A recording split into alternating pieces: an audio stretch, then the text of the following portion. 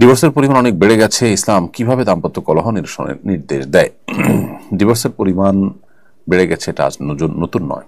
আমাদের সমাজে পরিবার ব্যবস্থাপনাকে ভাঙার জন্য ফেমিনিস্টরা নানা ধরনের ষড়যন্ত্রের জাল তারা আঁটছে এবং পৃথিবীর উন্নত দেশগুলোতে পরিবার ব্যবস্থাপনা মুখ থুবড়ে পড়ে গেছে অনেক আগেই। আমাদের পরিবার ব্যবস্থাপনা এখন মুখ থুবড়ে পড়ার উপক্রম।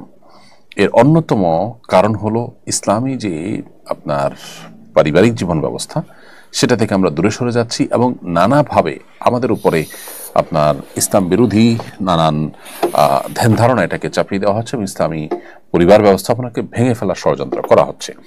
দাম্পত্য জীবনকে, বৈবাহিক জীবনকে কঠিন করে তোলা হচ্ছে, জটিল করে তোলা হচ্ছে, আর বিবাহ বহির্ভূত সম্পর্কগুলোকে সহজ করে তোলা হচ্ছে।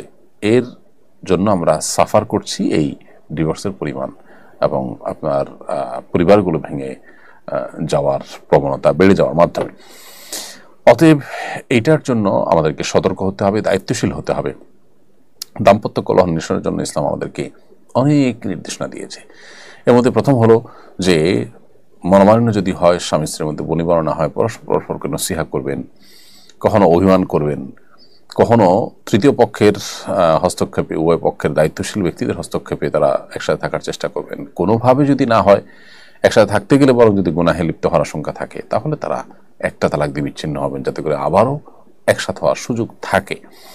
এটাই হলো শরিয়ার নির্দেশনা।